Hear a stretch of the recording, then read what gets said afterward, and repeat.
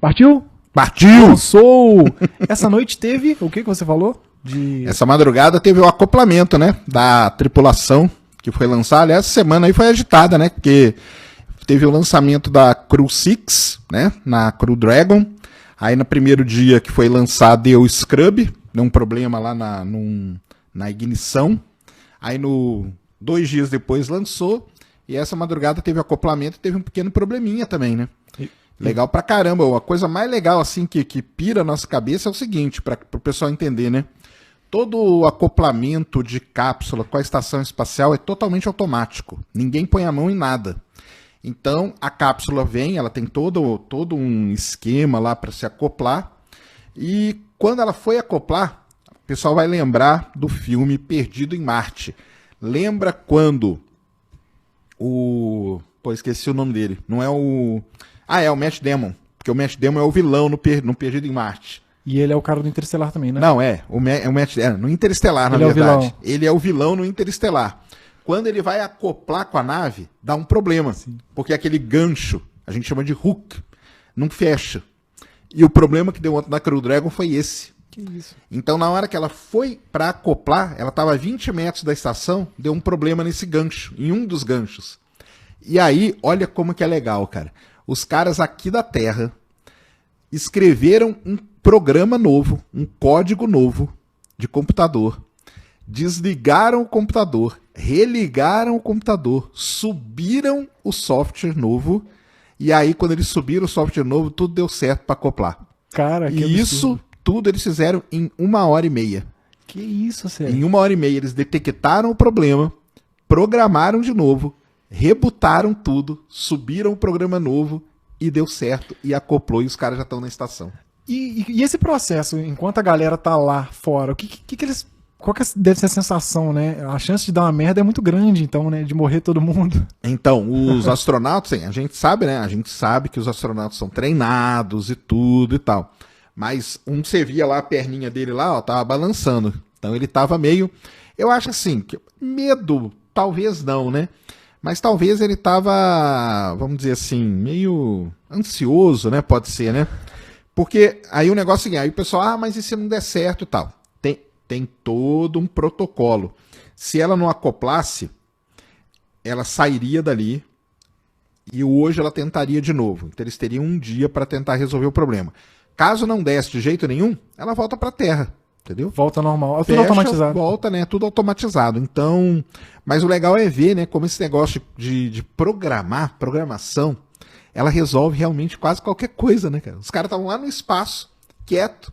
Os caras aqui da Terra, lá no escritório da SpaceX, lá na Califórnia, programaram, e o legal é que o cara ia atualizando a gente. Ele falava, ó, estamos resolvendo aqui, estamos fazendo o programa. Aí passava 10 minutinhos, ó, o programa já está feito, nós vamos testar.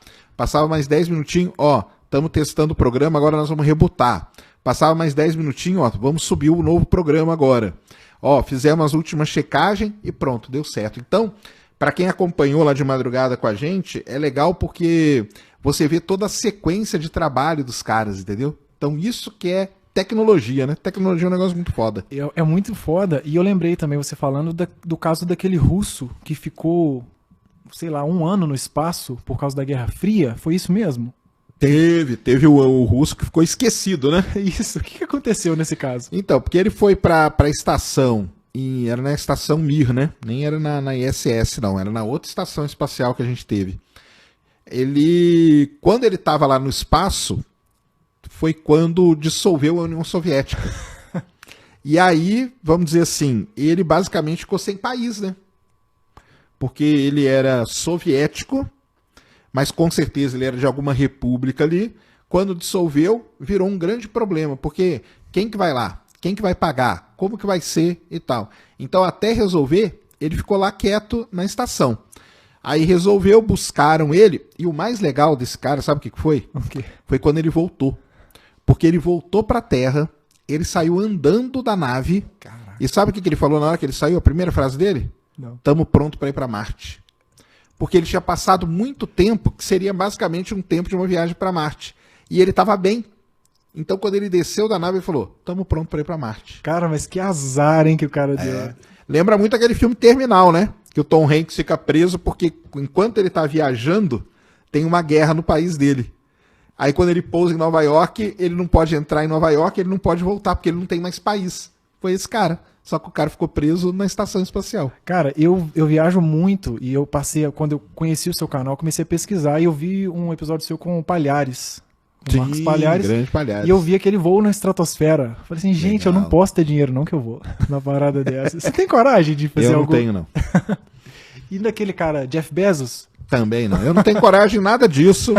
E o do Palhares, pior ainda, porque o Palhares ele desmaiou, né? Ele desmaiou e ele nem lembra que ele desmaiou. Isso que é interessante. Oh, muito incrível, né, cara? E como que pode ter gente que descrê dessas paradas, né? Né? Tem um pessoal aí, né? Maluco aí. Do Big Brother. O que rolou ontem do Big Brother? Que você Então, falou? o Big Brother ontem tá aí em todos os canais, entra aí na Choquei aí, galera, que vocês vão ver. Tá lá, porque eu não sei, porque eu nem sei quem Também não tá assisto. no Big Brother, é a... Pô, quem que é? Acho que é a menina lá que jogava vôlei lá. Pô, esqueci o nome dela. Ela tava lá assim, meio pensativa. Isso que é o problema.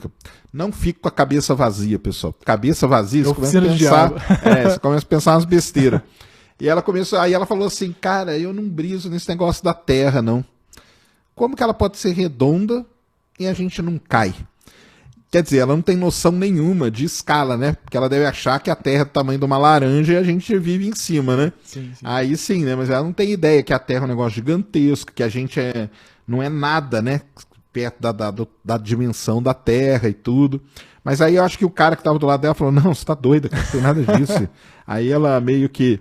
Mas aí o pessoal pega isso e aí vai dar a voz pros caras, É um né? problema. Isso é um problema. Isso é um problema. Cara. Porque fala num programa que tem grande audiência e tal, né? Sabe o que eu fico puto com galera que defende terra plana? Quando coloca a Bíblia no meio. Porque eu sei que não tem nada na Bíblia que fala que a terra é plana. Eu fico puto com isso, cara. Mas porque a base deles é isso, cara. Entendeu? A base deles é religiosa. Pois entendeu? é, cara. Eu não consigo entender. Eu fico puto com isso. É gente idiota. É gente doida, né? Não dá pra passar pano e dar moral pra esses caras. Né? Muita doideira. É Tá muita doido. loucura. Mas falando em dimensão, eu fiquei muito impressionado com a órbita do Sol. Na verdade, a órbita que os planetas fazem do Sol, porque é muito longe, né? A Terra é muito longe do Sol. E ainda assim, faz a órbita certinho. Não existe uma chance da Terra sair da órbita do Sol, os planetas saírem da órbita do Sol? Não tem, né? Porque embora seja tudo muito longe e tal, o Sol corresponde aí a mais de 98, 99% da massa do sistema solar. Então a atração gravitacional dele é muito violenta aqui. Na Terra não é a Terra. Mesmo Júpiter, né, que é o maior planeta do sistema solar, ele não é nada perto do Sol, né? Então ele mantém, né, a influência. Se a gente pegar a descrição do Einstein, né, a curvatura que ele causa no espaço-tempo engloba tudo isso. Então não tem esse erro. Não tem esse erro de sair. Agora é legal pra caramba porque existem programas que você consegue simular coisas no universo. O Space Engine é um deles. E é legal demais, porque você monta o sistema solar do jeito que o sistema solar é. E aí, de repente, você vai lá e tira o Sol do nada. Como se o Sol desaparecesse instantaneamente. Isso aí não tem como acontecer. Só para você ver o que acontece com os planetas. Então cada um vai para um lado, alguns deles vão se chocar e tudo. É legal pra caramba isso aí. Porque aí não vai ter mais o Sol dominando. Uhum. E aí vai começar as interações entre os planetas. Então quem está mais perto de Júpiter, a tendência é ir ficar perto dele. Quem está mais longe, a tendência é escapar do sistema solar, entendeu? E eu fico impressionado também, curioso com as luas. Por que a Lua orbita a Terra e ela não também faz a órbita ao Sol? Não, mas ela faz a órbita ao Sol junto com a Terra, Junto né? com a Terra. Junto com a Terra. Ah, entendi. Porque estão os dois aqui juntinho orbitando o Sol. E enquanto isso, a Lua está orbitando a Terra também. Entendi. Não tem no caso da nossa Lua, não, mas uma Lua grande, sei lá, Titã. Tem a probabilidade dela perder a órbita para outro planeta, para Júpiter, por exemplo? Não, né? Não tem. Isso aí não rola, não. Né? Na verdade, as luas dos grandes planetas, Júpiter, Saturno, Urano e Netuno, a formação, primeiro, né? Porque quem não sabe, o Mercúrio não tem lua, Vênus não tem lua. Aí a Terra tem lua. A nossa lua é a maior lua se você levar a proporção ao planeta. Sim. Não é a maior lua do sistema solar é Ganymedes, né? Em tamanho absoluto. É Júpiter, Saturno. Isso, de Júpiter. Só que em proporção, a nossa lua é a maior. O negócio é o seguinte, que a nossa lua, provavelmente a formação dela foi um objeto que chocou com a Terra, Theia, lá no comecinho do sistema solar, saiu um monte de partículas se aglutinaram na órbita da Terra e formou a nossa lua. Marte tem 2 luas, que é uma grande questão. A gente não sabe se as luas de Marte foram formadas por colisão, igual a lua da Terra, ou se foram formadas por captura, porque Marte está muito perto do cinturão de asteroide. Como elas são muito pequenininhas, Marte pode ter capturado 2 pequenos asteroides. Se você analisa hoje os dados, tem, vamos dizer assim, dados que corroboram as 2 ideias, beleza? Por isso que o Japão vai mandar uma missão para lá, chama MMX, Mars Mission, Mars Moon Explorer, a exploradora das luas de Marte, para a gente ter essa ideia. Os outros planetas, que é Júpiter, Saturno, Urano e Netuno, todas as luas deles foram capturadas. Perfeito. São objetos que existiam no começo do sistema solar, passaram perto e foram capturados pela gravidade. Então não teve colisão, não teve nada disso. Pode ter tido colisão entre eles depois, isso aí pode. Mas a formação daquelas luas ali é bem diferente. Tanto que a gente tem Tritão, que é uma lua de Netuno, que era um objeto lá, companheiro de Plutão, e quando ele escapou, ele começou a vir para dentro do sistema solar, mas ele foi capturado por Netuno. Que isso, cara. E as outras luas todas. Então, Io, Calisto, Ganímedes, Encélado, Titã, todas são luas capturadas. Eram objetos que estavam vagando por aí e foram capturados por esses planetas. Então, tudo que orbita um planeta, naturalmente, é uma lua. Essa é a definição, né? Da União Astronômica Internacional até. Qual o planeta que mais te intriga no sistema solar? Pra mim é o que não é planeta, cara. Que é Plutão. Plutão. Por quê? É o que eu mais gosto. Por quê? Cara, assim, Plutão é muito interessante porque ele é um objeto que está muito longe. É um objeto que ele tem toda uma... Por exemplo, como que ele tem atmosfera? Então ele tem uma atmosfera. Ele tem uma atmosfera. Não só ele tem uma atmosfera, mas a atmosfera de Plutão é muito parecida com a da Terra. Ela tem camadas.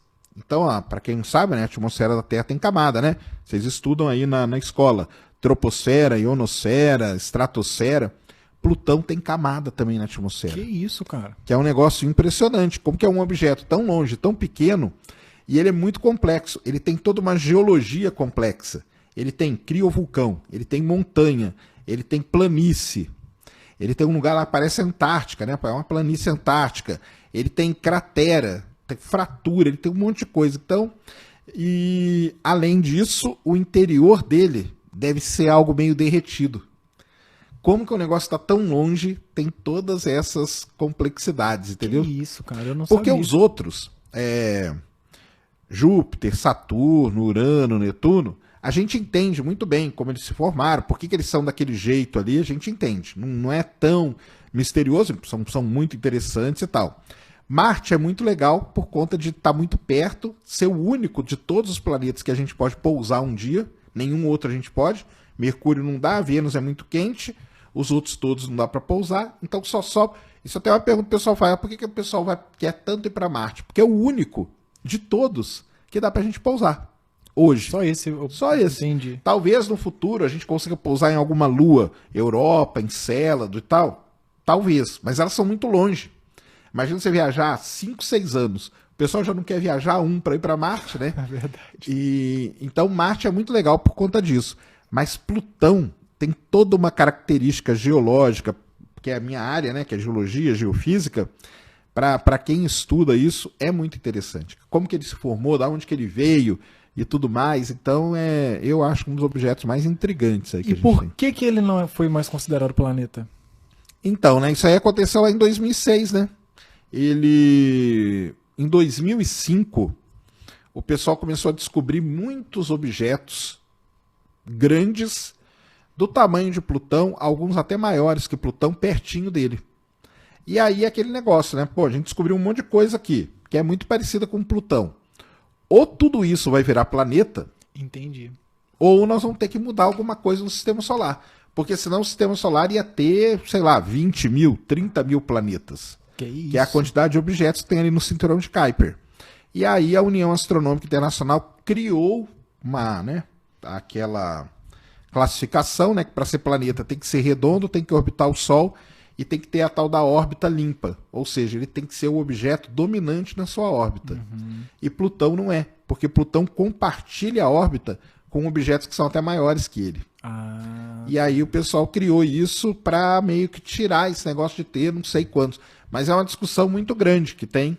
Tem o pessoal que não gosta, tem o pessoal que defende que deveria ser uma outra classificação e tal. E aí fica essa briga aí eterna. Titã é maior que Plutão? Não. Titã eu não sei, cara. Pode ser. Pode ser. Plutão é pequenininho, né? Pequenininha. É, Plutão é bem pequeno. Titã é muito louco, né? Titã então aí das luas, né? Titã, Europa e Encélado são luas que são muito interessantes. Exatamente. Titã é um mundo cheio de lagos, né? Oceanos de hidrocarboneto. Tem uma atmosfera complexa também, densa. Tem um vídeo, né, da sonda entrando em Titã. Em Titã foi a Huygens, pousou lá em 2004, 2005, né? Comecinho de 2005 ela pousou. E Titã é o único objeto do sistema solar, além da Terra, que tem líquido na superfície. Não é água. É metano, etano líquido. Mas tem líquido na superfície. Nenhum outro objeto tem. E isso é uma coisa desafiadora, porque como que Titã, que está tão longe, que é muito frio, como pode ter líquido na superfície? Bizarro. Porque aí ele tem uma atmosfera que é muito densa. Tipo e Vênus.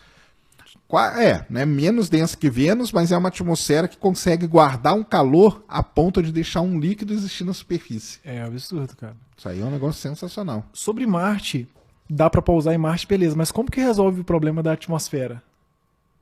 Então. Aí os astronautas lá vão sofrer com a radiação, né? Violentamente. Marte tem atmosfera, só que ela é muito fininha e é bombardeado por radiação muito violenta, né? Então... E como que o Elon Musk vai levar a galera pra lá? Então, e o pior é que o Elon Musk falou ontem, né?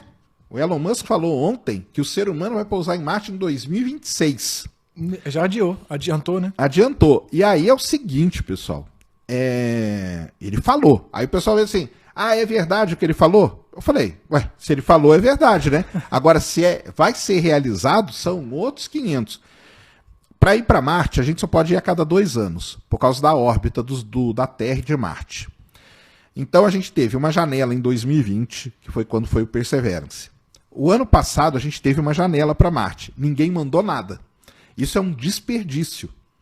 Porque se você quer ir para Marte, o ideal seria você mandar coisas em todas as janelas para testar. Então nós já perdemos uma janela. Beleza.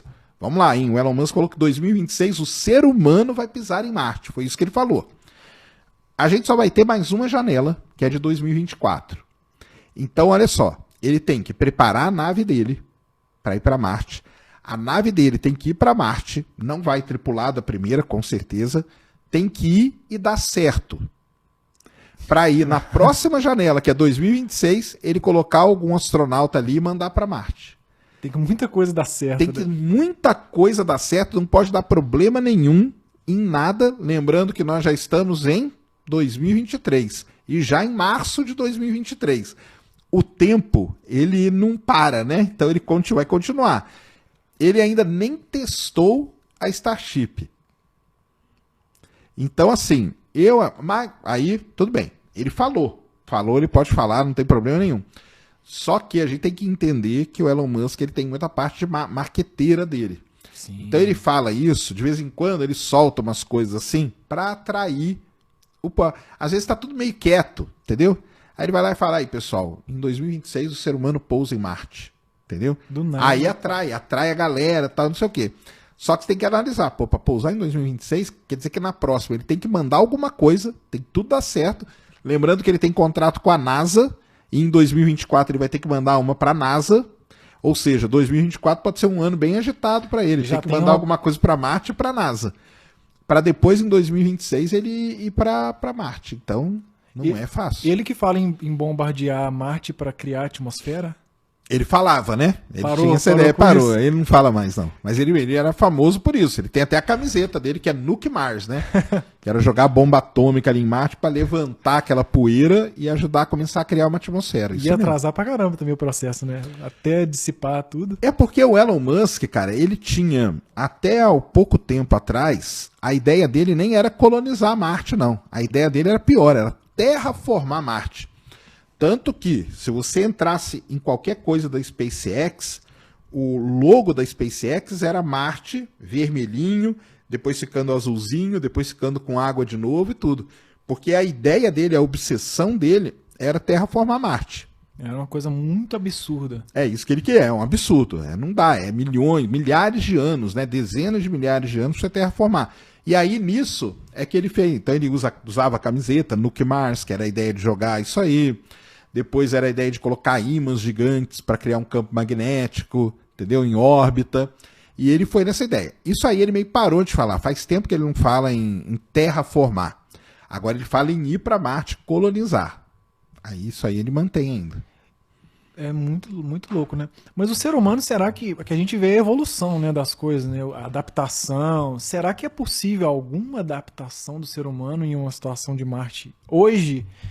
Sei lá. Ah, não, hoje não dá. Hoje não dá porque tem radiação, a atmosfera lá ela não tem os gases que a gente precisa, né?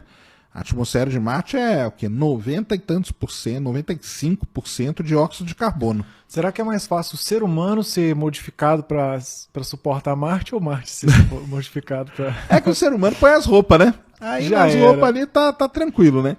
Mas aí ser é difícil, porque a atmosfera marciana ela é muito tóxica pro ser humano, né? Então, o ser humano precisa de oxigênio, nitrogênio, né? Essas coisas. E a de Marte não tem, é de óxido de carbono puro. Então, não dá, entendeu? Eu sou muito fã de Júpiter. Eu adoro Júpiter, Sim, cara. Eu acho Júpiter é sensacional. bonito mesmo, a beleza dele ali. Acho muito intrigante também ele ser gasoso, né?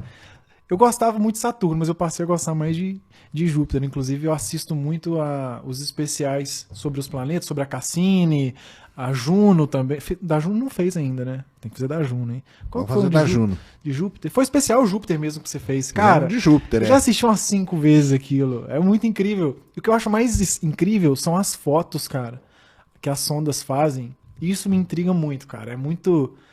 Eu viajo, fico olhando pro céu assim, putz, cara, tem uma sonda muito longe, no caso da Voyager, né? A 2 que tá mais longe. É isso. A Voyager fotografou Plutão. Não. Não. A Voyager 2. A Voyager 2, ela chegou em Netuno e ela virou. Ela foi embora. Plutão só foi fotografado pela New Horizons. Foi uma sonda que foi mandada, que é muito legal. Ela foi mandada em 2005, o lançamento dela, Plutão era planeta ainda. Em 2006, Plutão virou planeta anão e a sonda já estava a caminho de Plutão. Então ela foi lançada quando Plutão era uma coisa, chegou lá e ele era outra, né?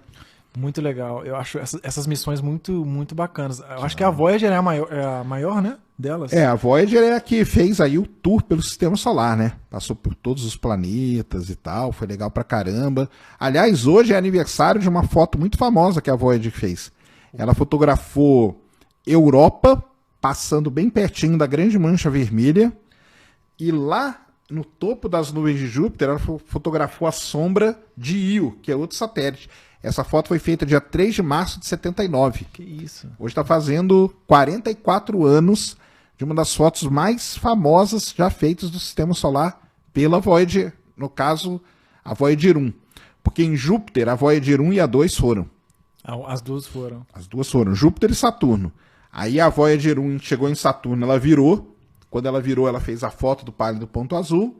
E a Voyager 2 passou Júpiter, Saturno, Urano e Netuno. E depois embicou lá pra fora. Aí rumo ao nada, né? Rumo ao nada. Ou rumo a... Não sei, foi rumo a alguma estrela específica ou não? Só foi?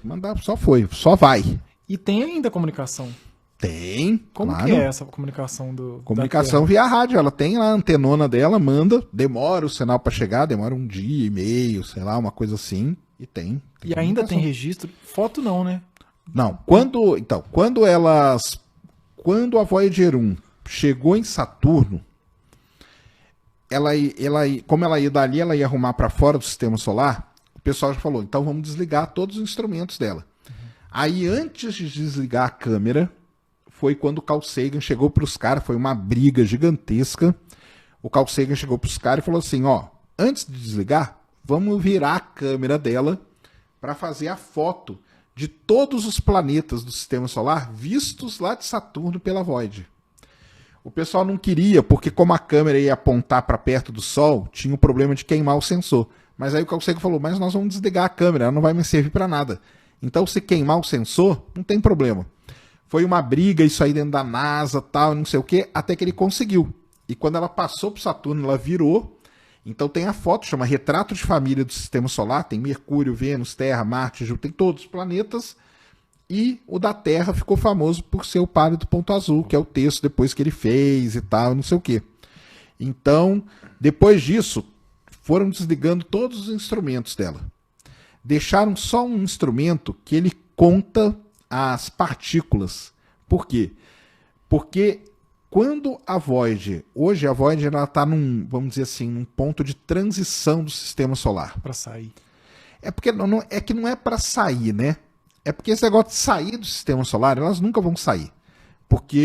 Mas elas vão passar por camadas, vamos dizer assim. Entendi. Uma dessas camadas a gente chama de heliopausa, que é onde vai a influência do vento solar. Uhum. Então ela tem um equipamento ligado nela, que é assim, ela está viajando aqui. Então ela está sentindo as partículas do Sol. Hoje ela está num ponto que ela não sente mais as partículas do Sol e sente as partículas que vêm do meio interestelar. Que isso, cara. E aí o pessoal está mapeando essa interface aí, porque é uma das interfaces do Sistema Solar, que é até onde o Sol tem a sua influência. Então tem gente que considera isso como limite. Qual que é o limite do Sistema Solar? Até onde o Sol tem influência. Mas não, porque depois tem muita coisa. Tem a nuvem de Oort, por exemplo, onde tem os cometas e tal. Isso ela está muito longe ainda. Mas aí a influência é gravitacional ou influência dos ventos? De radiação. De radiação. De radiação. A gravitacional já se perde Não, a gravitação chega, porque a nuvem de Oort tem cometa. E aqueles cometas que estão lá, aquele repositório de cometas, eles orbitam o Sol. Caramba, cara. Então, ainda é isso, por isso que tem essa discussão, entendeu? Qual que é o limite? Então tem o pessoal que fala... Então, vocês podem ver aí, muita gente vai ver, a Voyager 2 já saiu do Sistema Solar. Ela não saiu. Ela está numa região de transição da heliopausa, que é considerado esse limite de radiação do Sol. Para sair vai demorar, nem vai sair, né? Provavelmente não vai, a não ser que saia daqui, sei lá, uns 2.000 anos, vai continuar. Ela tem combustível, entendeu? Eu vi um vídeo, você já deve ter visto, Time Lapse of the Future, já viu? Sim. Que diz que daqui 1.500 anos ela chega na próxima estrela, né? Não sei, na estrela mais próxima. Acho que é isso aí, deve ser assim, isso aí. Né? É uns 2.000, é isso aí. É isso mesmo. Mas até lá, pra chegar a foto aqui, já era. Não, aí não vai ter foto, né? Já desligou. Era, já desligou tudo. E não tem como mexer mais, né? Não. Tipo, cancela. Qual missão que você mais curte dessas missões assim? Cara, Voyager eu gosto muito, porque foi uma missão que ela tem muita história, né? Primeiro, o jeito que ela foi planejada, como que ela chegou tão rápido nesses planetas, né? Então foi um momento especial no Sistema Solar, onde os planetas se alinharam, e você tinha que lançar a Voyager naquele momento para ela aproveitar e fazer os estilingues gravitacionais, por isso que ela foi tão rápido até lá. A New Horizons, que passou por Plutão e agora está lá no cinturão de Kuiper, uma missão que eu gosto. Cassini, não tem como, né? Uma missão que ficou 13 anos orbitando Saturno, né? E o legal é o seguinte, porque, por exemplo, a Voyager eu não acompanhei. Quando eu comecei a acompanhar, a Voyager já estava... Eu acompanhei ali o que eu vi original, vamos dizer, ao vivo, que não era ao vivo, foram as fotos de Netuno, que é 89, entendeu? Entendi. Então, mas a Cassini acompanhou tudo, né? A Cassini é muito foda. Cassini eu acompanhei o lançamento, que foi em 97, e toda a jornada dela, a chegada dela em 2004, o pouso da Huygens em 2005 e toda a missão até 2017.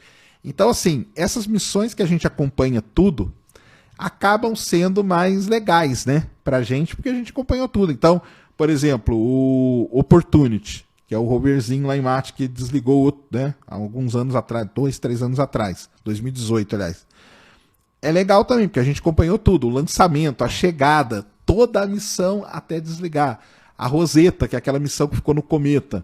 A gente acompanhou o lançamento, a chegada e tudo. Então, Essas missões que a gente consegue acompanhar tudo são mais legais.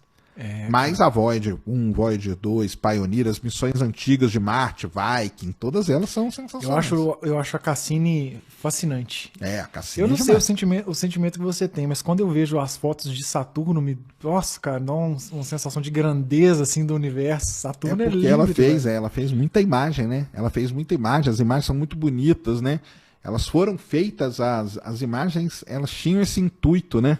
Tinha muita coisa que ela estudou, logicamente, mas a Cassini foi uma missão que ela tinha o intuito de atrair o público. Então, era um dos objetivos fazer essas imagens. A Cassini tem uma história muito legal, cara, porque a Cassini, ela tinha vários instrumentos. Então, como que é, né? Os caras se reúnem, vamos mandar uma missão para Saturno. Aí reúne todo mundo que quer estudar Saturno. Que instrumento que você quer? Eu quero esse, eu quero aquele, eu quero aquele, eu quero aquele e tal. E eles juntam todos. Só que aí isso passa o orçamento. Aí eles têm que cortar. E aí, por exemplo, eles falaram, cara, essa câmera aqui, que boa parte das imagens, quase 100% das imagens que a gente via da Cassini, foram feitas por uma mesma câmera. Porque ela tinha esse objetivo mesmo, de ser uma imagem bonita e tal. Aí eles falaram, essa câmera a gente não corta de jeito nenhum. E aí cortaram tal. Isso é uma coisa legal da Cassini. E outra coisa que uma brasileira, Rosali Lopes, trabalhou nela, na missão. Entendeu? Isso é sensacional. Uma pesquisadora brasileira que trabalha na NASA há muitos anos, trabalhou nessa missão. E uma outra coisa muito legal, a Cassini, ela foi uma missão movida a energia nuclear, pilha nuclear, só que em tempos modernos, né? Porque a Voyager foi também e tal, mas a Cassini foi em tempos modernos. E quando a pilha nuclear chegou no Kennedy Space Center, cara, pararam tudo. Tudo parou. Ela foi escoltada pelos militares, a pilha, um negocinho desse tamanho assim, mobilizou quase as Forças Armadas inteiras para poder levar. Chegou lá, ninguém podia encostar a mão, eram só 2 ou 3 pessoas super especializadas. E no dia do lançamento da Cassini e da New Horizons depois, também aconteceu a mesma coisa. Essas missões que são movidas à energia nuclear têm um perigo do foguete explodir. Imagina que o foguete explode com uma sonda movida à energia nuclear. Nossa, é um acidente nuclear. Então eles têm uns protocolos de segurança que são uns livros assim, ó, com tipo 3.000 páginas, entendeu? E uma coisa legal é o seguinte, depois que lança e não explode, eles têm a tradição de queimar esse livrão aí, ó. Porque não vai precisar mais, né? Não vai precisar. Então a Cassini a gente acompanhou isso e a New Horizons depois foi do mesmo jeito também. Não tem vídeo do mergulho da Cassini, não? Tem. Não tem porque ela não fez, né? Ela fez, o que a gente tem é uma animação, né? Sim, sim. Ela fez as últimas fotos, né? Que foi em setembro de 2017, quando eles jogaram a missão, a sonda no planeta. Então você tem as últimas fotos que ela fez, mas não tem vídeo dela mergulhando, não. Tem só apenas vídeo que tem de entrando assim, na atmosfera, tem o da Titã e tem alguma coisa de Vênus também, não tem? Uma foto de dentro de Vênus? Não, de Vênus tem foto da superfície. Da superfície. Isso. É foto, não é vídeo, não. É foto. Das missões Venera, missão da União Soviética na época. Foi a única que foi, se eu não me engano. Foram as únicas. Foram 4 Veneras que pousaram. Da superfície de Vênus, a gente tem, acho que, se não me engano, são 12 ou 15 imagens. Só, tem mais nada. Porque Vênus é o seguinte, a sonda pousou, ela durava meia hora. Derretia e era exprimida. Então ela pousava, fazia as imagens, 1, 2, 3, pum, acabou, não dá mais tempo. Entendeu? Tem uma sonda que estuda o Sol. Qual é? Tem várias. Tem várias. Mas elas estudam daqui? Então, ou elas se aproximam um pouco mais, não? Vamos lá. Sonda que estuda o Sol, a gente tem uma missão que chama Estéreo, que elas são 2 sondas, uma na frente do Sol, uma atrás do Sol. A de trás do Sol, ela parou de funcionar. A gente tem a SDO, que é a Solar Dynamics Observatory, que ela estuda o Sol, acho que do Ponte Lagrange, ela faz as imagens do Sol e tudo. A gente tem a SOHO, que é a Solar Observatory Heliophysics, não sei o quê, que é da NASA, que estuda o Sol também. Aí a gente tem hoje 2 missões que passam bem perto do Sol. Uma da Agência Espacial Europeia, que é a Solar Orbiter, e outra da NASA, que é a Parker Solar Probe. Então a gente tem 2 missões, porque essas sondas elas ficam em órbita em determinados pontos, fotografando o Sol com câmeras, com filtros e tudo mais. Essas duas missões, não, elas passam pertinho do Sol. Pertinho do Pertinho do Sol. Que isso, aí. cara. Que loucura. E não derrete. Não derrete. Elas foram feitas para isso. Elas têm um escudo, a Parker Solar Probe tem um escudo de fibra de carbono que é impressionante. Ele resiste e ela chega muito perto. O pessoal até brinca e fala que é a missão que toca o Sol. E ela chega perto quando, assim, uns 300 mil quilômetros? Não. É na casa dos milhões ainda. Dos milhões ainda. Mas milhões. você pensa assim, que Mercúrio está a 58 milhões de distância de quilômetros do Sol. Eu viajei muito agora, então, entendi. 58 milhões. Essa sonda, se não me engano, cara, ela chega a 20 e poucos milhões. Ela chega muito perto. Isso aí é muito perto do Sol. Entendeu? Pertinho. É muito perto. A Terra está a 150 e pouquinho. A Terra é 150 milhões. E qual que é o objeto que mais te fascina no universo, em tudo, se fosse escolher uma coisa? Aí é buraco negro, né? Aí não tem como, né? Buraco negro é um objeto mais intrigante, mas, como dizia o Stephen Hawking, nem se você pegar o melhor roteirista de Hollywood, ele conseguiria escrever algo que chegue perto que um buraco negro, cara. Buraco negro é sensacional. Ele foi descoberto... Quando foi descoberto o buraco negro? Então, buraco negro ele foi primeiro descoberto teoricamente, né? Lá com o Einstein, com o Schwarzman, com o Friedman, com aquela galera lá que estudava relatividade. Não chamava buraco negro, né? Eles chamavam de estrela negra, porque eles iam fazendo contas para ver o que acontecia com determinadas estrelas quando elas morriam. Então eles pegavam uma estrela que tem 2 vezes a massa do Sol. Vamos lá, fazia a conta. Isso aqui não vai acontecer nada. 3 vezes a massa do Sol. 4 vezes, 5, 6, 7, 8. Quando chegou em 8, aconteceu um negócio diferente aqui. Isso tudo na caneta? Tudo na caneta. Que isso, velho? Tudo na caneta e lá no começo do século. Quando chegou em 8 vezes a massa do Sol, falou, 8 vezes não, cara. 8 vezes dá um problema aqui, entendeu? 8 vezes acima da massa do Sol, a estrela explode como supernova. Então ela não tem uma vida igual às outras estrelas até 8 vezes a massa do Sol. Isso aí chamou a atenção deles, entendeu? Entendi. Desses caras todos.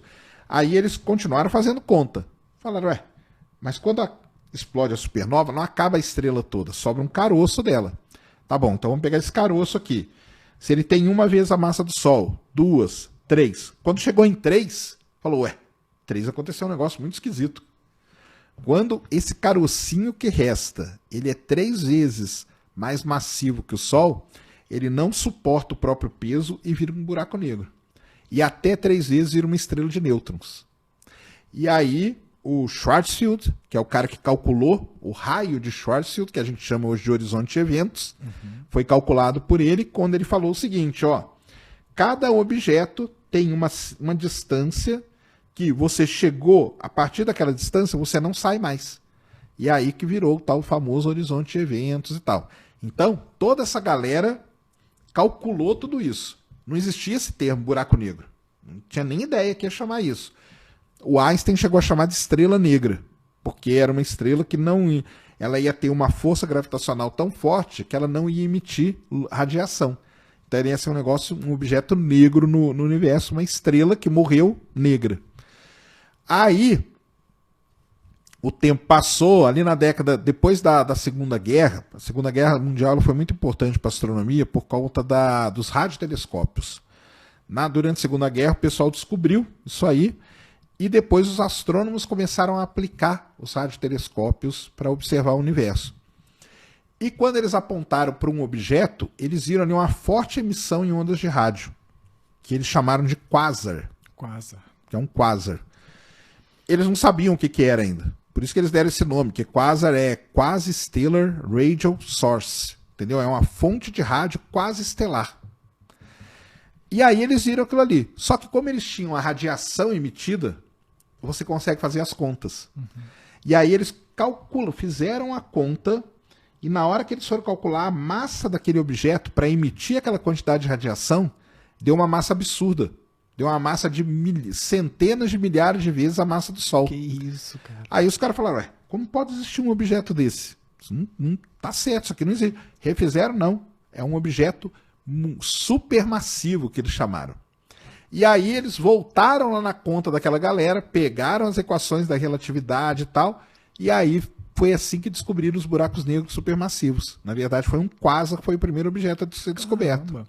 Foi o Einstein mesmo que, ou foi Stephen Hawking, não sei, que achou que ele estava errado e estava certo sobre os buracos negros? Foi, não foi? O Einstein falou. Não, o Einstein é que ele falou que estava errado. O Einstein falou assim: isso aqui é uma estrela negra e nós nunca vamos detectar na nossa vida, cara. Entendeu? Mas aí, por conta disso, ele começou a ver como que as leis da física se comportavam perto de um objeto desse. Isso é que é legal do Einstein. Então ele viu que o que manda ali é a relatividade. Então ele começou, porque aí ele começou a fazer as contas e ele falou: não, nesse objeto aqui, a gravitação universal do Newton e tal, ela para de funcionar. Tem que ter um negócio novo para a gente explicar. E aí ele foi desenvolvendo toda a teoria da relatividade em cima disso e tal, entendeu? E aí ele... Então, teoricamente, estava tudo ali. Só que ele falava, cara, isso aqui nós nunca vamos detectar. E não foi só isso, não. Onda gravitacional também. Ele pegou 2 desses objetos e se esses 2 objetos colidirem no universo? Aí ele falou, cara, isso aí vai ser uma colisão tão intensa que o tecido do espaço-tempo vai ondular igual uma superfície de um lago quando você joga pedra. E ele deu o nome para isso de onda gravitacional. E ele também falou, jamais vamos detectar isso. Entendeu? Caramba. Isso em 1900 Isso em 1905, 1910, 1915. Tudo ali. O cara foi um gênio mesmo. Aí, 100 anos depois, em 2015, nós detectamos a primeira onda gravitacional. 102 anos depois, a gente tinha a primeira foto de um buraco negro. Cara, que... Então... Mas antes também teve o filme do Interestelar, né, pô? E teve com o filme do Interestelar, com a representação. Então, aí, lá em 19... Isso aí do quasar foi na década de 60, quando o pessoal descobriu aquele quasar. Aí o pessoal falou, opa, então tem esse objeto existe. E aí eles começaram a apontar, começaram a descobrir vários outros objetos, e algumas pessoas falaram assim, cara, a gente está vendo que é uma galáxia que tem esse objeto. Vamos apontar para a nossa galáxia, para ver o que acontece? E aí apontaram para a nossa galáxia, lá para o centro dela. E lá eles viram que tinham estrelas que tinham uma órbita muito esquisita. E quando você tem alguma coisa orbitando alguma coisa, isso é muito bom, porque você tem parâmetros para você fazer o cálculo. Aplica lá a lei da gravitação, G(m)m dividido por d ao quadrado e tal. Os caras aplicaram e descobriram que no centro da galáxia tinha um objeto que tinha 4 milhões de vezes a massa do Sol, que é o buraco negro da Via Láctea. Então, esse cara aí, esses 2 caras foi que ganharam o prêmio Nobel em 2019 por conta disso, dessa descoberta. E é o Sagitários A estrela. Que aí virou Sagitários A estrela. Por que é Sagitários A estrela, né? Porque fica na constelação de Sagitário e o A, quando você tem a estrelinha nesses objetos, então tem o M87 estrela também. Ah, não sabia. São objetos que emitem muita radiação em ondas de rádio. Então, o Sagitários A estrela por que é A? Porque é a primeira fonte emissora de ondas de rádio na constelação de Sagitário. Então, Sagitários A estrela. Entendi. Entendeu? Tem um propósito. Porque não tem só ele, né? Tem várias outras. Se você pegar o mapa do centro da Via Láctea, tem o Sagitários B, Sagitários B1, Sagitários não sei o quê, entendeu? Tem várias outras fontes ali. Deve ser uma loucura no centro O da Via centro Láctea. da Via Láctea é uma loucura. É uma loucura.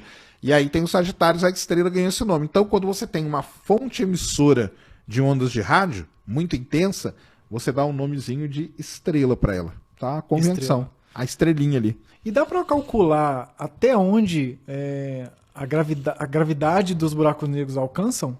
Sim, aí é o Schwarzschild que calculou isso. O Schwarzschild era um cara lá, contemporâneo do Einstein, um alemão, Karl Schwarzschild, e ele calculou o raio de Schwarzschild, que a gente chama de horizonte de eventos, que é a influência gravitacional. Entendi. Mas ela não é... Por exemplo, tem a questão da matéria escura, que ninguém sabe o que é também. A minha dúvida é, tudo orbita esse buraco negro no centro da Via Láctea? Essa é uma grande questão que tem. Não, não é. A gente orbita o centro da galáxia. Beleza, mas não, a gente não está orbitando o buraco. O buraco negro está ali no centro da galáxia. Porque tem galáxia que o buraco negro está deslocado do centro, porque acontecem efeitos ali, mas os objetos continuam orbitando o centro da galáxia. Entendi. Que loucura. E nós não vamos cair nele, não vamos ser sugados por ele, nem nada disso. A não ser que a gente chegue perto. O perto é o quê? O horizonte de eventos. Que é muito perto mesmo. Aí é muito perto, porque é questão ali de 2 anos-luz de distância dele. Entendi. E nós estamos a 26 mil. 26 mil. Estamos tranquilos. Ah, o perto ainda é longe, né? Tipo assim, aos nossos Sim. parâmetros, né? É uma coisa... E eu tenho a sensação, quando eu vejo o buraco negro engoliu uma estrela, que isso aconteceu em, sei lá, nossa, aconteceu em 4 segundos. Qual que é o processo? Quanto tempo demora para um buraco negro engolir uma estrela? Então vamos lá. Uma coisa muito legal que está acontecendo, até fiz vídeo essa semana disso. Os astrônomos, eles gostam de estudar o centro da galáxia. É muito complicado, mas hoje a gente tem equipamento que consegue ver todos aqueles objetos ali no centro. E faz 20 anos, olha só que legal, faz 20 anos que os astrônomos descobriram um objeto que está esticadinho em direção ao buraco negro da Via Láctea. Esse objeto, ele não é uma estrela, muito provavelmente ele é o resultado da colisão de 2 estrelas, criou uma nuvem de poeira e de gás. E essa nuvem de poeira de gás está sendo puxada pelos Sagitários à estrela. Faz 20 anos que ela está sendo engolida. Entendi. Entendeu? Aí eles já calcularam. Em 2036, essa nuvem, porque parece que ela está orbitando, mas está sendo engolida, ela vai passar mais perto ainda. Então pode ser que em 2036 ela seja totalmente devorada pelo buraco negro. Entendi. Então é um período assim, sei lá, uns 50 anos. Se você pegar assim, menos de 60 anos. Que é uma coisa muito legal, né? Mas tem essa coisa, por exemplo, o primeiro contato ali é demorado e quanto mais vai se aproximando, vai se acelerando esse processo dele engolir a estrela? Vai ficando mais rápido? Mas o mais rápido demora anos. Entendi. Demora anos. Que legal, cara, que legal. É porque quando a gente vê, no caso, esse caso é um caso muito, tanto que virou uma notícia muito impressionante. Porque é um caso praticamente único dos astrônomos estarem monitorando o buraco negro se alimentando. Porque eles vão lá, observaram num ano, observa no outro, tem 20 anos de observação. Então eles conseguiram desenhar a trajetória. Saquei. Agora, normalmente, o que a gente vê quando um buraco negro se alimenta, que ele engole uma estrela, isso chama um evento de ruptura de maré. A estrela está lá orbitando, deu alguma instabilidade, ela passou perto do horizonte de eventos. Cruzou o horizonte de eventos, ela vai ser puxada. Quando ela é puxada, acontece o que o Hawking falava da espaguetificação. Uma parte dela puxa muito, a outra parte dela ainda tá fora. Só que a gente não sabe, porque quando a gente olha, a gente vê um instantâneo daquilo. Então a gente vê só aquele momento. A gente teria que ficar monitorando para saber quanto tempo que aquilo lá vai desaparecer. Tem um vídeo, se eu não me engano, é o vídeo quando descobriram o buraco negro no centro da Via Láctea, que são as estrelas orbitando. Isso aí. Aquilo ali foram anos de observação, então. São anos de observação. Pra ter um videozinho curtinho, acelerou tudo. São anos de observação. Que isso, cara. Porque aí eles descobriram, aí começaram a apontar para lá. Aí na hora que você monta todo aquele vídeo, aí você vê a estrela lá. E com isso você calcula a massa. E aí calculou a massa, descobriu que tinha esse buraco negro aí. É um trabalho insistente, né, cara? Esse trabalho de monitorar a coisa, né? São anos fazendo isso. Imagina a frustração da pessoa, o Stephen Hawking, por exemplo, que não viu a foto. Não viu a foto. E ele participou do processo ali, né? Assim, ele não sei se ele participou tanto, não. Mas ele não viu a foto de todo jeito. Mas o Stephen Hawking, a busca dele eram outras, né? Que ele também não viu, não vai ver acontecer. Não vai ver. Que era a radiação Hawking, tudo que ele propôs lá na tese de doutorado dele, entendeu? Mas com certeza, se no dia da foto o Stephen Hawking estivesse vivo, seria um negócio espetacular. Ele lá apresentando, né? A foto. Eu achei interessante, eu fiz um episódio só sobre Interestelar com um professor de física lá da minha cidade. A gente falou só sobre isso. E aí eu postei um cortezinho no TikTok e eu percebi que a nossa geração não está perdida. Foi o único vídeo que viralizou, foi algo legal, físico, né? E ele estava falando sobre quando eles se aproximam do buraco negro, sobre o tempo e tal, aquilo tudo do filme. Aí os comentários. Não, mas nada é mais rápido que a luz. Não, aí o comentário embaixo, né? Porque você nunca andou de Fiat Uno com a escada em cima. Isso aí. Assim. Como que é? É possível se aproximar de um buraco negro ou qualquer buraco negro vai destruir tudo que aproxima dele? Se você pode se aproximar com tanto que você fique fora do horizonte de eventos.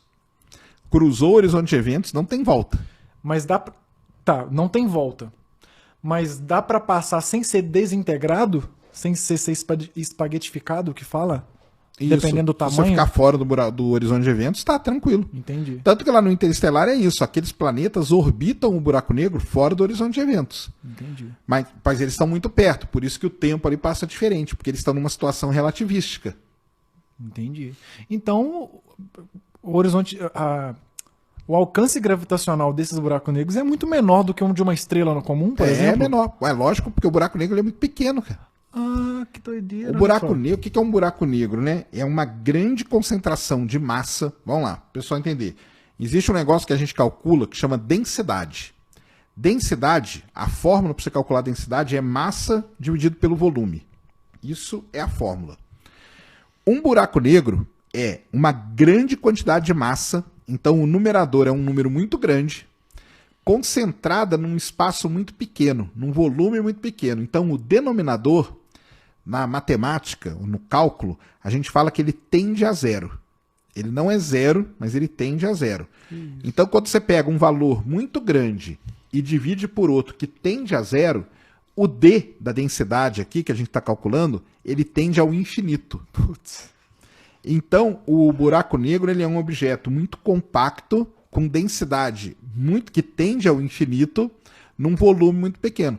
Por conta dessa equaçãozinha aí que eu falei para vocês, é que o Einstein falava que o buraco negro é onde Deus fez a divisão por zero. O que ele quer dizer isso? Que Deus pegou toda a massa e dividiu por um volume que é zero. Não é zero, mas ele tende a zero, é muito próximo de zero. Então, por isso que o buraco negro é isso. Agora, o raio de influência do buraco negro, tem aquela imagem lá, que agora eu não vou lembrar, cara, mas o do Sagitários, a estrela, o raio, o horizonte de eventos dele seria algo, eu falei 1 ano-luz, 2, né, mas acho que é menos, agora que eu estou lembrando da imagem, seria alguma coisa aí do tamanho do sistema solar, um pouco maior, mas é pequeno perto do tamanho do objeto que tem, né? Entendi. Na minha cabeça era, por ser muito massivo, por isso que eu perguntei se tudo na nossa galáxia orbitava lá. Eu pensei que o alcance gravitacional dele era um absurdo não, também. Nós não sofremos influência dele. Nós Nenhum. estamos muito longe, é. Qual que é o buraco negro mais próximo daqui? O mais próximo daqui é um buraco negro que foi descoberto pela missão Gaia há pouco tempo agora. É um buraco negro, uma coisa importante, né? Nós estamos falando de buracos negros supermassivos, mas não existe só esse tipo. Existem buracos negros de massa estelar, que é aquilo que eu falei no começo, quando os caras fizeram a conta da estrela. Então é assim, o buraco negro é dividido pela massa. Se um buraco negro tem de dezenas de vezes a massa do Sol, até 100, 100 e pouquinho, a gente chama ele de buraco negro de massa estelar. Se o buraco negro tem de centenas de vezes até milhares de vezes, a gente chama de buraco negro de massa intermediária. E se o buraco negro tem de dezenas de milhares até bilhões de vezes a massa do Sol, são os supermassivos. Hoje tem um pessoal que divide. O supermassivo vai até milhões de vezes a massa do Sol, e se tem bilhões, o pessoal criou uma nova classificação que é o ultramassivo. Mas é um negócio assim que não é consenso, não. Então tem essas três coisas. Buraco negro de massa estelar, tem muitos espalhados aí. Estima-se que na Via Láctea tenha 100 milhões de buracos negros de massa estelar. Que isso, muita coisa. Porque são estrelas grandes que foram morrendo e se transformaram em buraco negro. O mais próximo da Terra está a 1.500 anos-luz de distância. 1.500 anos. Que legal. Só que ele é muito pequenininho. E não dá para fotografar. Não dá nem para... Então, como que foi descoberto? Isso que é legal. Existe uma missão chamada Gaia, da Agência Espacial Europeia, que ela fica fotografando todas as estrelas da galáxia. Ela já fotografou 2 bilhões de estrelas, 2 bilhões de estrelas. E no meio de tudo isso, os astrônomos pegam aquilo ali e ficam estudando. E aí eles viram que tinha uma estrela, a Gaia está faz bastante tempo, então a Gaia monitora também. Então eles viram que tinha uma estrela, que quando eles fizeram a conta, a estrela tinha um movimento muito rápido, claro. E ela estava orbitando um nada. Então ela estava orbitando aqui e não tinha nada para ela orbitar. Aí eles pegaram aquilo ali e falaram, opa, vamos ver isso aqui com cuidado.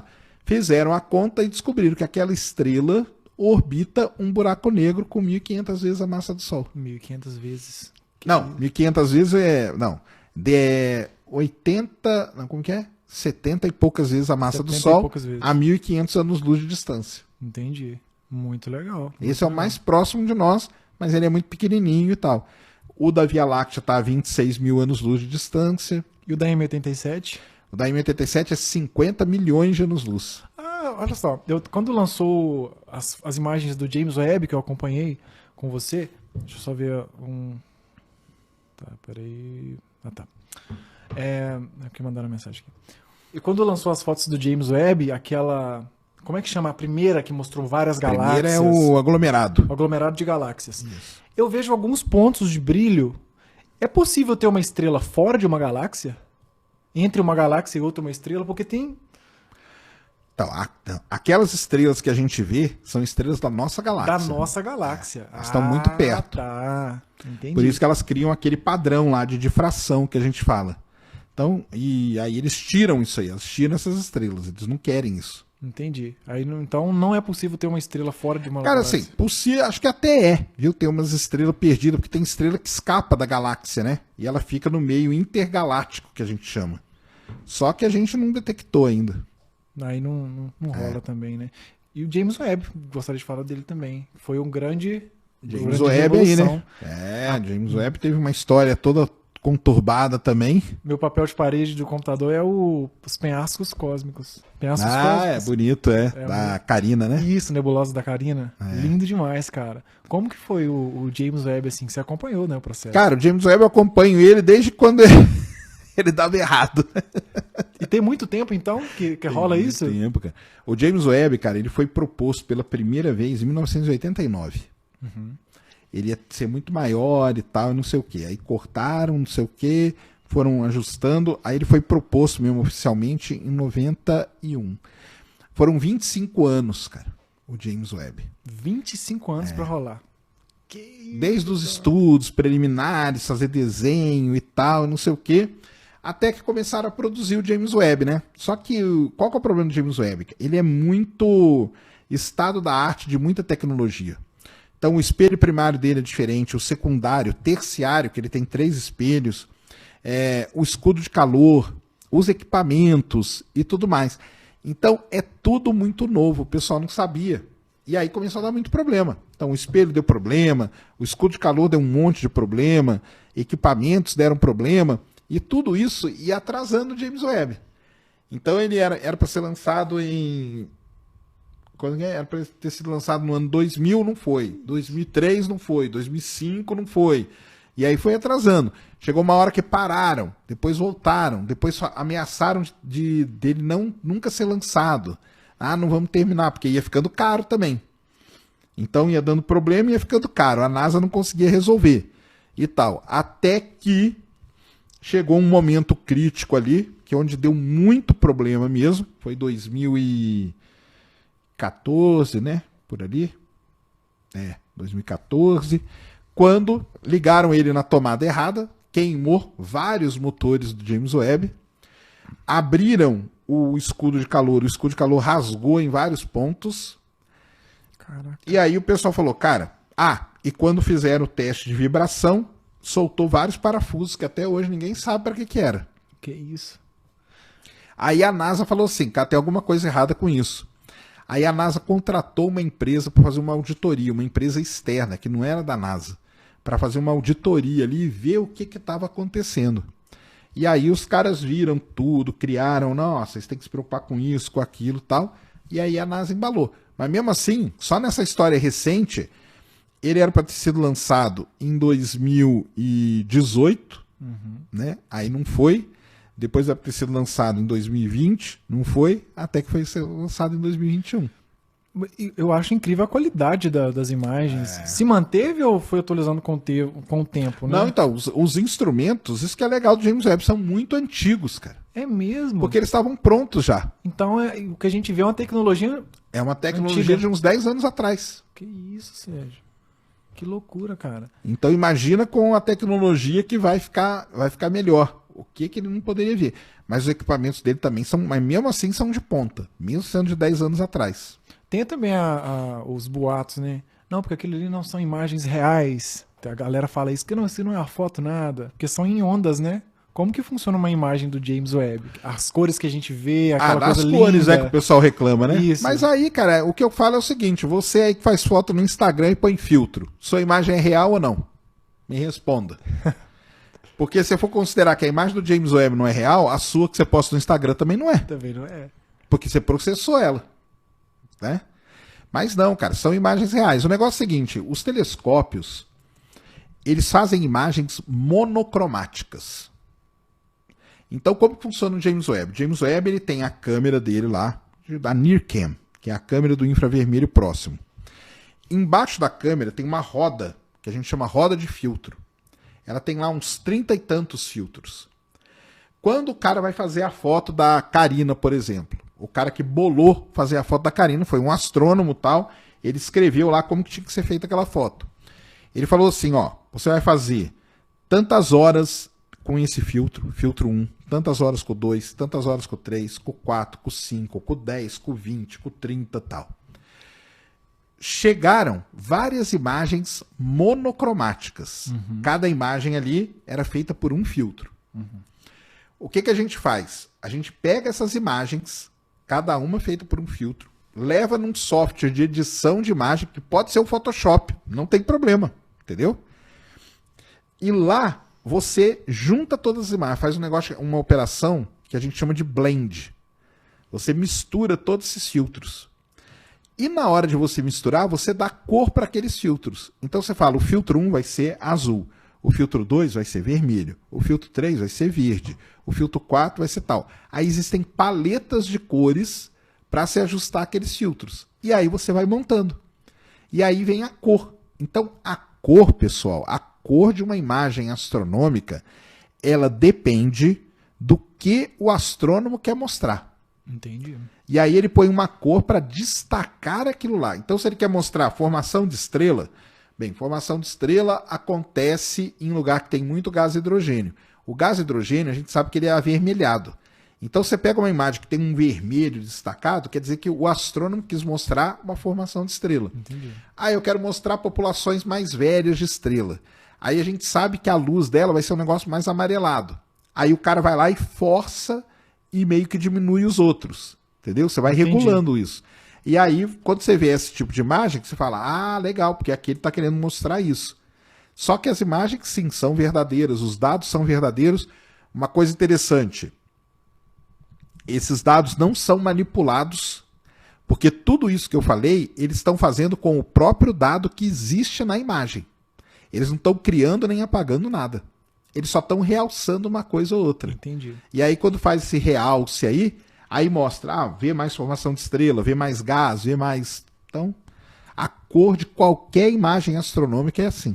Eu vi, tem algumas fotos lá que tem em várias Sim. edições, né? Aí que aparece o gás e que não aparece o gás. Exatamente, para isso, né? é isso. Pra destacar a parada. Para destacar. E aí, como ele tem todos esses filtros, você não precisa misturar todos de uma vez. Você pode fazer várias composições, que a gente chama. Então, vou fazer uma imagem aqui misturando 3. Depois aqui eu vou fazer misturando mais 2. Essa aqui eu vou fazer misturando 4. Você pode fazer isso. E o mais legal é que qualquer um pode fazer. Porque essas imagens, elas estão disponíveis. A imagem monocromática. Eu já ensinei pro pessoal como faz isso. No site da NASA. Você entra lá no MAST, que é um repositório, clica lá, escolhe James Webb, pega um dia, você vai ter todos os objetos que ele observou. Você clica no objeto, vai ter todos os filtros que ele usou. Você baixa aquilo e acabou, fica brincando. E fica fazendo a coisa. Você fica fazendo composição. O Reddit, que é uma rede social muito legal, o subreddit do James Webb é muito legal. Porque os caras ficam processando o dia inteiro e colocando lá. Compartilha. E Às aí, vezes é até melhor do que o da NASA. Até melhor. Por quê? Porque a NASA, ela faz um negócio para mostrar uma determinada característica. Os caras pegam aquilo e mostram outras. E às vezes nas outras fica mais interessante. Entendeu? Que legal, cara. E o James Webb consegue observar buracos negros, não? Sim. Não fazer foto de buraco negro a gente está acostumado. Mas ele observa o horizonte de eventos, ele vai fazer muito estudo de buraco negro. Aliás, já está fazendo. Naquele quinteto de Stefan, aquelas 5 galáxias lá, ele estudou os gases perto de um buraco negro. Entendi. E qual que é a importância, por exemplo, de se descobrir a essência de um buraco negro? Pro universo, cara, Para o universo é muito importante porque o buraco negro, ele... Primeiro que ele é um objeto que é o mais massivo que a gente tem. Segundo, a física perto do buraco negro, ela é muito extrema. É como se a gente tivesse um acelerador de partículas naturais. Então a gente quer estudar partículas fundamentais, o melhor lugar é um buraco negro. Ah, legal, cara. A gente quer estudar como que as leis da física funcionam ou como a relatividade funciona. O melhor lugar para estudar isso é um buraco negro. Entendi. Então, ele tem várias coisas. Além disso, como ele está no centro de várias galáxias, ele tem uma influência muito grande na evolução das galáxias. Ou seja, ele tem uma influência na evolução do universo. Então, a gente entendendo como que essa relação entre buraco negro e galáxia, nós vamos ter uma ideia de como que o universo evoluiu. Entendi. Então, buraco negro é um objeto, assim, muito bom. A evolução, inclusive, eu vejo você muito falando sobre buracos negros que existiam no início do universo. Sim, que é uma grande questão. Como pode, lá no início do universo, a gente ter um buraco negro, que a gente pensava que demoraria milhões de anos para existir. Mas lá tem. E aí, como que acontece? Como que a gente não responde sabe. isso? Será que tem o Mundial do Palmeiras? Será? Será? Sérgio, só vou fazer falar aqui dos nossos outros patrocinadores e ler umas perguntinhas para Vamos vocês. lá. Antes, Você me deu Te aqui um entreguei presente. antes. Muito obrigado, cara. Escreveu aqui, ó, saudações sacane, show de bola. lê pra galera. Ouvi dizer entende. que você não acredita em mim. Por isso viajei do planeta Manhuaçu para provar a minha existência. Cuide bem de mim. Vamos ver. o que é. Vamos ver o que é. Obrigado aí, viu? Agradecer Que aí isso, pelo... cara. Pode rasgar tudo. Vou rasgar. Vou rasgar aqui. Vamos ver. Ah! Oh, será? Legal, legal.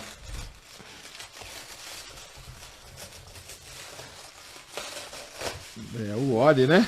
É, pô. Um alien. Um alienzinho, né? Aí. Tá aí, ó. Você não acredita no Não alien? acredita, ele veio, né? Ele veio provar, né? Tá aí, ó. Legal demais, Você cara. comprou seu estúdio lá. Vou colocar. Muito obrigado aí. Tamo Valeu. junto. Eu vou falar aqui só dos nossos patrocinadores e ler uns recadinhos pra vocês. Bom, a Leg Trânsito patrocina, é ótimo, né? A Leg Trânsito patrocina aqui o Minuto Jovem também, tá? A Leg Trânsito é o maior canal de trânsito do mundo para ajudar você a tirar sua habilitação, a perder o medo de dirigir, tá? Só entrar aí, pesquisar no YouTube Leg Trânsito, tem o link na descrição, você vai curtir bastante. E a Autoclick também patrocina o Minuto Jovem. A Autoclick proporciona para você um site profissional para sua autoescola, tá? Para você profissionalizar a sua autoescola e dar um conforto a mais para os alunos, né, para você conseguir captar matrículas pelo site, tem um institucional legal, um e-commerce bem completo. A Autoclick vai fortalecer a sua autoescola e vai te destacar no mercado. Sérgio, tem uma mensagem aqui do Ronaldo Cardoso. Deixa eu ler para você. Opa! Ronaldo da Leg Trânsito também. Esqueci de te falar que sou seu fã. O interesse que tenho por astronomia é por sua influência.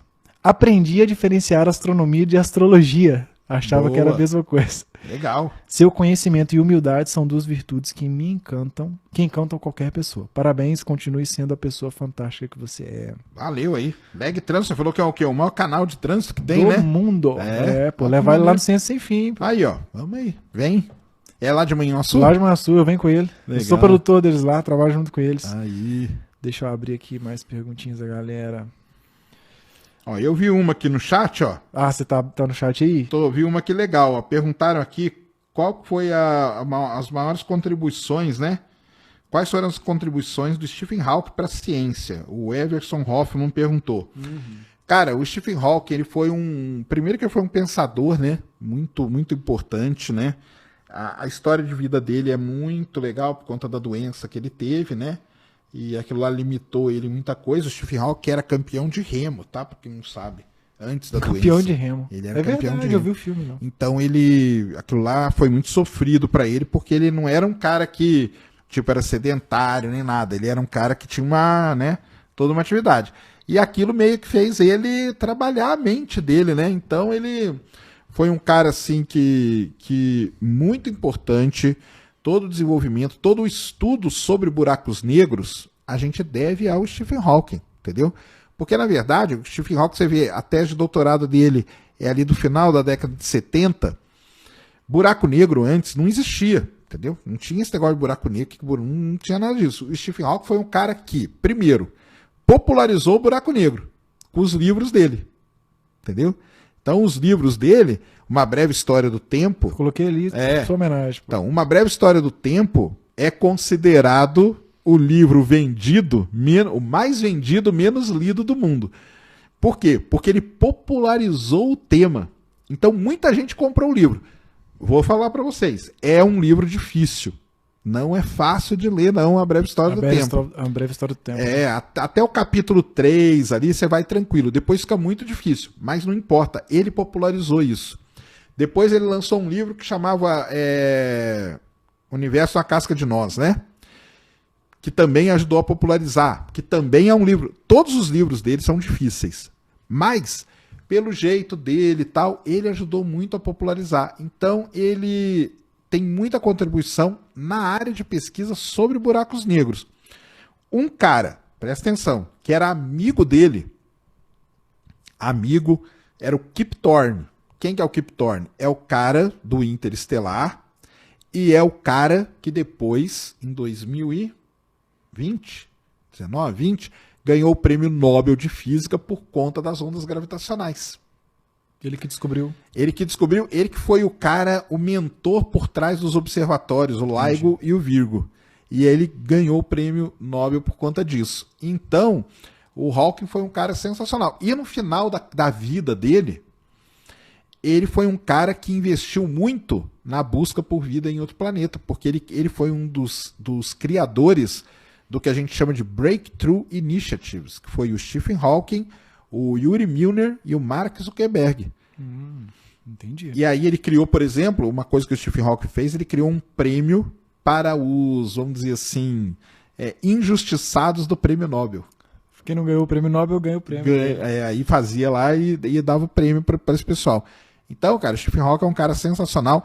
Ele tem A Breve História do Tempo, ele tem o Universo na Casca de Nós, ele tem um livro que é muito legal, onde ele põe todos os artigos do Einstein e comenta, que é, como que é? Universos, Bebês e Buracos Negros, que é legal demais, esse livro é sensacional.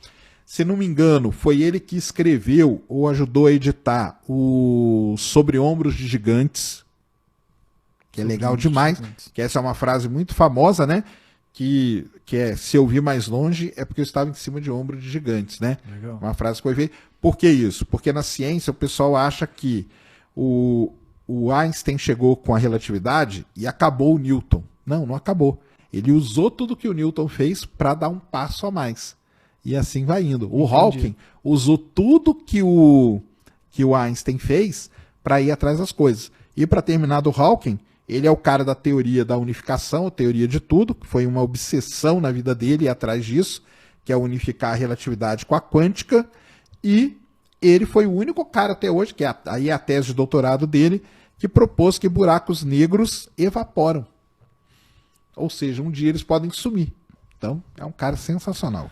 Tá respondido aí, muito bem respondido. Ele também mandou sobre, não consigo conceber a ideia de um planeta gasoso. Ele é formado só por gases? Quão densos são esses gases para poder ter massa suficiente para gerar gravidade e formar um planeta? Cara, então vamos lá. O planeta gasoso, a gente tem que explicar um pouquinho como que é a formação, né, do sistema solar. Primeiro, que o planeta gasoso ele não é só gasoso. Júpiter tem um núcleo que tem 10 vezes a massa da Terra. Entendeu? Muita coisa. É muito. Por isso que ele é gasoso. Por quê? Quando estava formando o sistema solar, formou o Sol aqui. O Sol ele era muito mais quente, muito mais ativo, muita radiação. Os planetas que foram se aglutinando perto do Sol, Mercúrio, Vênus, Terra e Marte, todo o gás, vocês conseguem entender, isso é intuitivo, né? Você coloca o gás perto de uma fonte de calor muito grande, esse gás vai embora. Entendeu? Então, o Sol fez isso. Por isso que aqui perto do Sol não tem nenhum planeta gasoso. Todo o gás foi varrido daqui. Legal. E aí o gás foi caminhando, né? Então o Sol estava lá emitindo radiação e empurrando o gás. No sistema solar, todo sistema planetário tem um negócio muito importante, que é o seguinte, chama linha de neve. A linha de neve é um ponto onde a água não fica mais líquida. A água começa a condensar. Sim. E não só a água, todos os outros gases que foram soprados pela estrela vão começar a condensar. Então, estamos lá no começo do sistema solar, hein? Não é agora não, lá no começo. Soprou todo o gás. Perto do Sol sobrou só o quê? Planeta rochoso, sem gás nenhum, ou muito pouquinho. Lá longe do sistema solar, formou um grande planetão, com 10 vezes a massa do Sol, Planetão. que era Júpiter. Planetão gigante. Só que quando esse gás que foi soprado pelo Sol chegou perto dele, ele não tinha uma força gravitacional muito grande, então ele atraiu todo esse gás, e esse gás ficou em volta dele. Então por isso que eles são gigantes gasosos, porque eles já são gigantes mesmo sem ter gás. Sem o gás. É. Muito gigantes. E eles têm uma força gravitacional muito grande, então aquele gás ficou ali com eles. O que passou um pouquinho ficou para Saturno, o que passou mais um pouco, que é metano e amônia, que são elementos mais pesados para ser congelados, foram ficar lá em Urano e Netuno. E tem um... já se sabe o que é o núcleo de Júpiter ou não? Ainda não, a Juno tá lá para isso, né? Entendi. A Juno tá lá para isso, para responder pra gente como que é, né, esse núcleo aí. Ó, Anísio Gomes, um abraço, Anísio, lá da minha cidade. A ida do homem à Lua é real, porque tantos anos se passaram sem que voltassem lá desde a primeira vez que foi possível. As teorias que duvidam esse feito faz sentido para você? Nenhum sentido, tá? Depois eu vou responder desse Luiz Fernando aqui, ó. Uma pergunta interessante aqui. Então, cara, é o seguinte, né? Por que o homem não foi para a Lua mais, cara?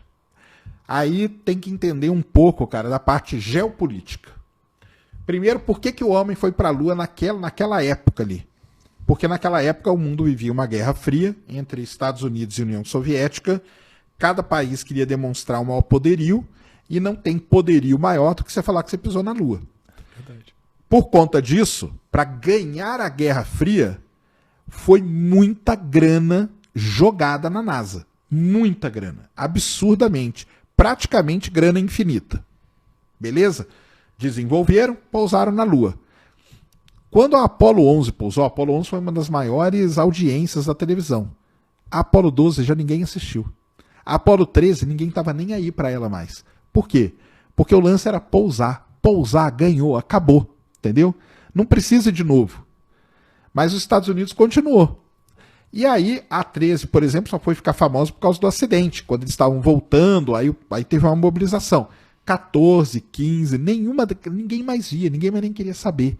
Então perdeu muita força na opinião pública. E a NASA é do governo. Que quem manda são os congressistas. Que quem vota neles é o povo. Então, como que o congressista voltava lá para o Arkansas dele e falava assim, galera, eu vou liberar a grana para a NASA para a gente continuar indo para a Lua. Os caras, eu não voto mais em você. Quem disse que eu quero ir para a Lua? Nós já fomos, já ganhamos. Esquece essa porcaria, entendeu? Então, pronto, acabou. Tanto que o programa Apollo ia até o 20, parou no 17. A 18, 19 e 20 nunca aconteceram. E essas missões foram todas tripuladas? A 11, todas elas. Da 11 até a 17 foram todas tripuladas. Então o homem não foi só uma vez. Não foi, aí que é uma coisa. Primeira coisa é essa, né?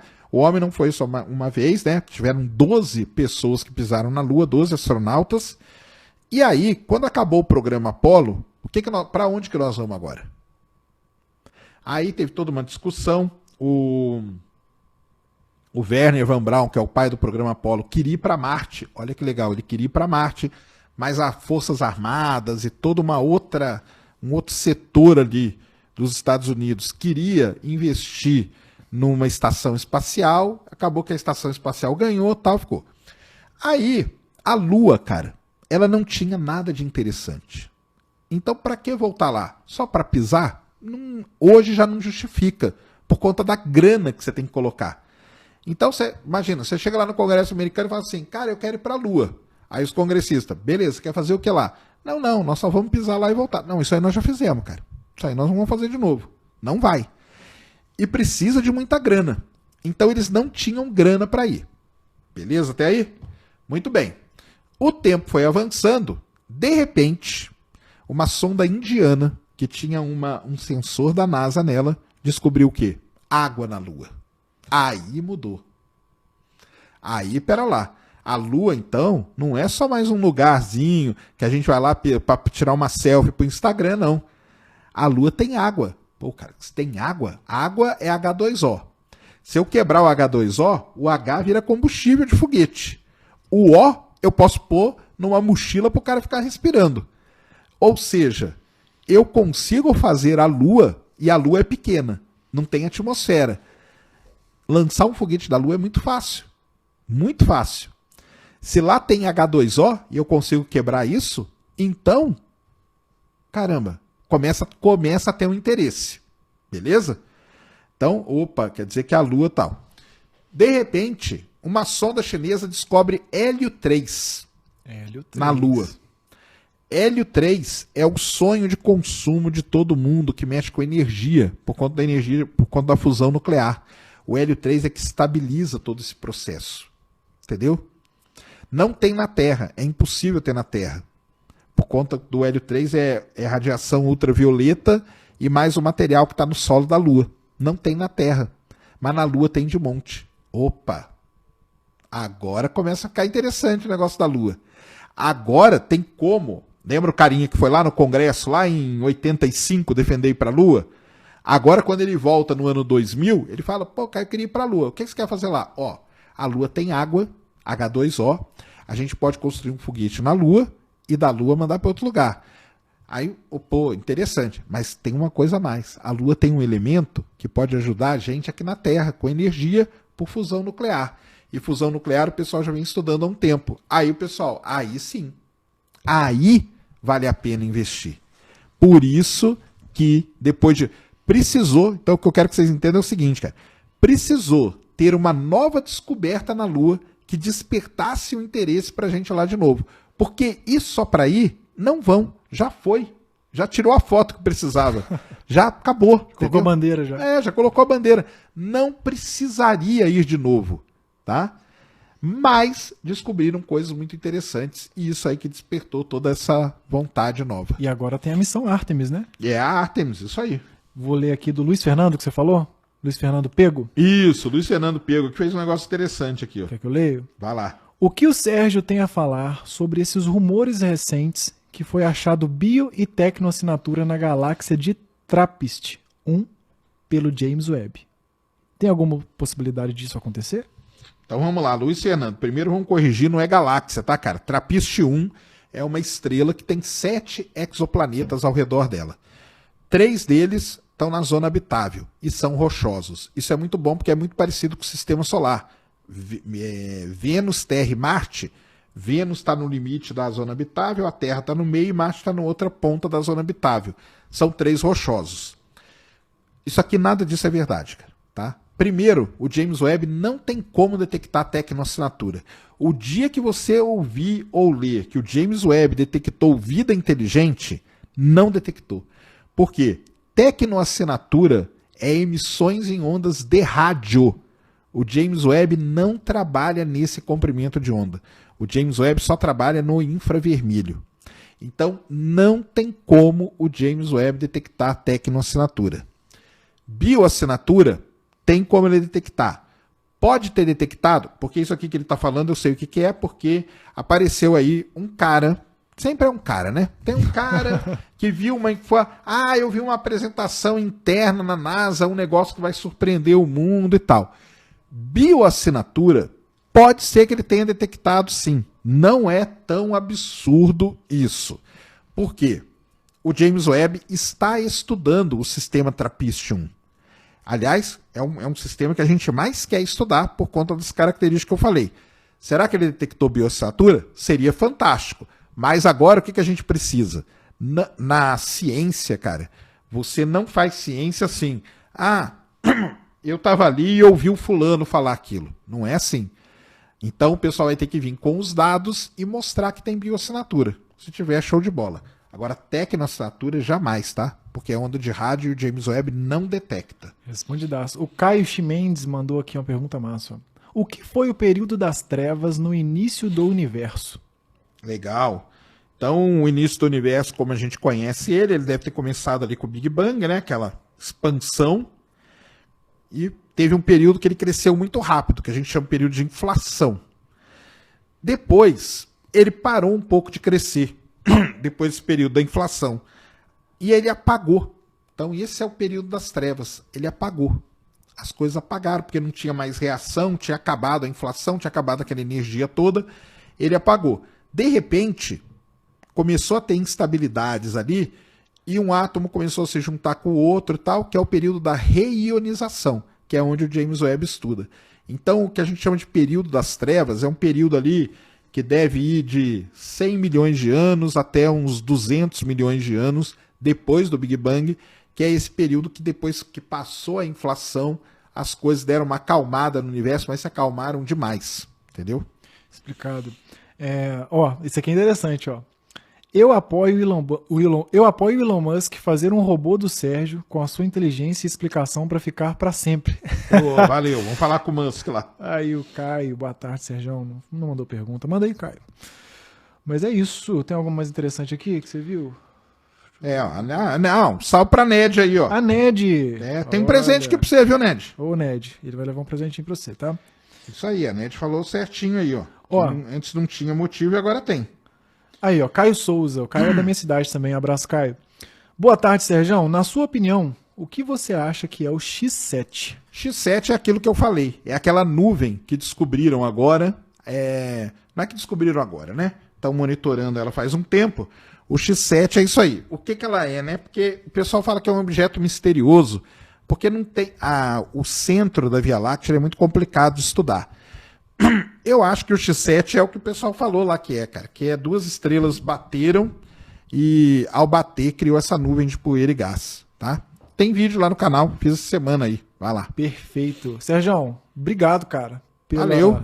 Pela presença. Foi uma honra te conhecer. Tamo junto. Tamo junto demais. Galerinha, cara. Se inscreva no canal aqui, deixa seu like, tá? Se inscreva também no Ciência Sem Fim, Space Today, tá na descrição aqui, pode entrar lá. Tem live hoje, né, Sérgio? Então, hoje deve ter lançamento da SpaceX às 3h30 da tarde. Então esperamos vocês lá para ver.